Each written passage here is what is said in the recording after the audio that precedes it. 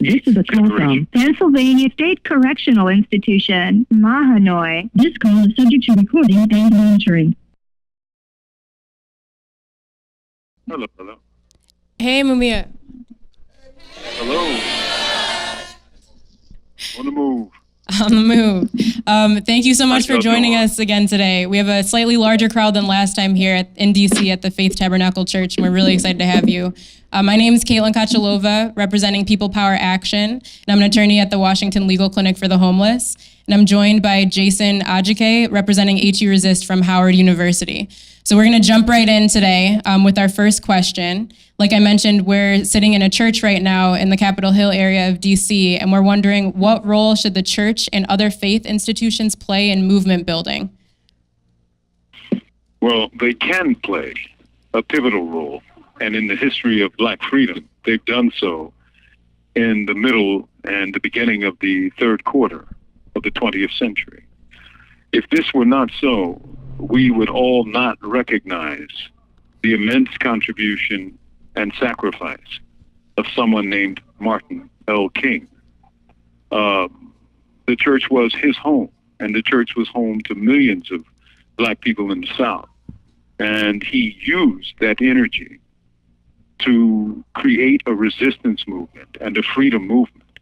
And we still see the shimmerings from that bright era in our present era.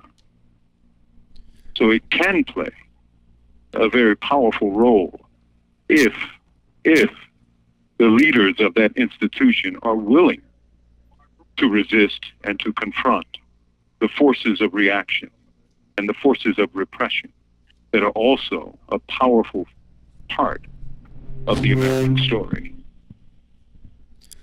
This is Jason from HU Resist, a student at Howard University. I'm wondering, how can movement elders and young organizers work together to share knowledge, hold each other accountable? Speak a little louder, brother, please. Speak a little louder because I can barely hear you. I'm sorry. How can movement elders and young organizers work together to share knowledge, hold each other accountable, and ultimately carry the struggle forward while also acknowledging the generational gap between us? Well, the generation gap is real.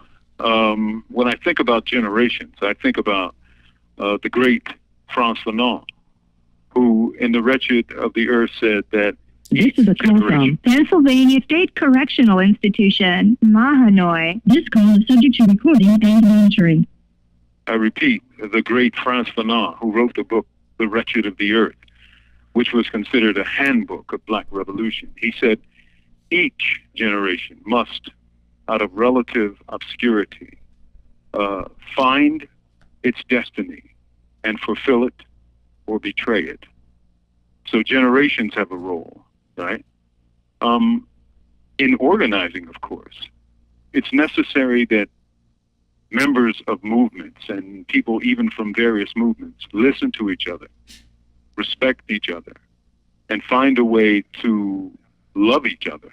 And that energy will protect you from some of the mistakes that many of us in the Black liberation movement made, that is, fighting each other without just cause. We did not listen to each other and love each other as we should have. We fought each other, and all of us suffered from that. So I would say listen to each other, really hear each other, respect each other, and as part of a similar or the same movement, learn to love each other, because that energy is really the engine of all movements.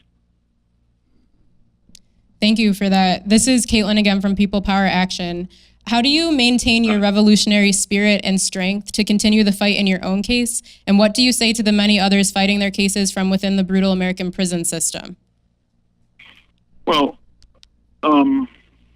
I studied the struggles of those of our ancestors before us. We come from a revolutionary people. This is a call from Pennsylvania State Correctional Institution, Mahanoy. This call is subject to recording and monitoring. There's very few people in the American experience who have a history such as African people. And, what we have learned is only a minor part of their great revolutionary struggles. But we remember those people who made our lives possible by resistance. Harriet Tubman, Frederick Douglass. You know, our history is rich. So when we think about what they went through, it makes our lives easier. I recently learned by reading Robin D.G. Kelly, Hammer and Hoe, about the role of the Communist Party in organizing black people in Alabama in the 1920s and 30s. And they faced horrific repression. But, you know, you had black folks in Alabama with linen in one hand and a Bible in the other, struggling for, you know, better wages, unionizing, and, you know, better human freedom conditions. I mean, when you see the kinds of struggles that people have waged that has been disappeared in formal history and have been reborn by historians like Robin D.G. Kelly, it's a strengthening thing. I mean, it really expands your perspective of the possible, you see. So, you know, history. Malcolm used to say, of all our studies, history best rewards our research. I think it's true. This is Jason again from AG Resist.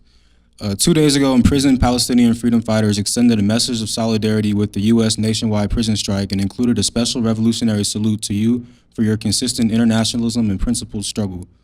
Why is it necessary to build solidarity with oppressed peoples throughout the world, and how do you see internationalism developing today?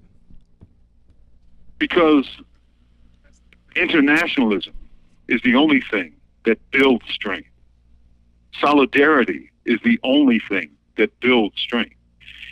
And I'm reading a book right now about immigrants and how they have been demonized and humiliated and segregated throughout American history, and how that was done by the capitalists and the ruling class to weaken the working class and to justify paying certain kinds of people less money than their labor really deserved.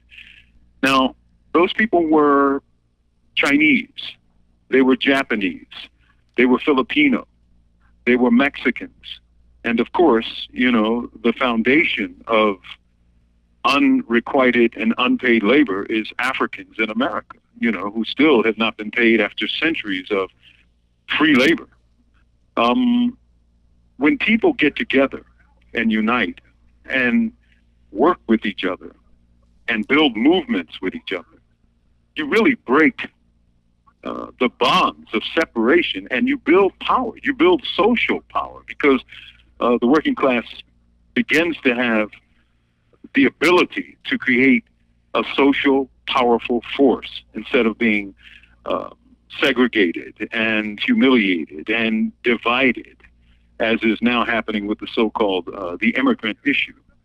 It is not remarkable that the candidate who ran for president last began his campaign by really demonizing in a really foul way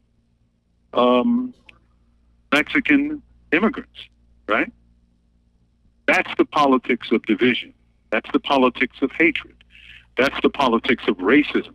And that's the politics that cannot prevail if we are to move forward. I only have a minute left, my brothers and sisters. Okay, thank you. What are your thoughts, good and bad, on the role of technology in movement building? Well, let's look at this kind of fundamentally. You know, when we were in the movement, in the Black Panther Party and SNCC and similar movements, the technology we had were mimeograph machines. We would have loved to have the machines that you have, but don't forget the power of sitting down and talking to someone face-to-face, person-to-person, because that's the kind of contact, right, that changes minds, or at least expands minds and perspectives, and makes movements resistant and resilient and then triumphant. I thank you all. I love you all. Thank you again. On the move. The caller has hung up.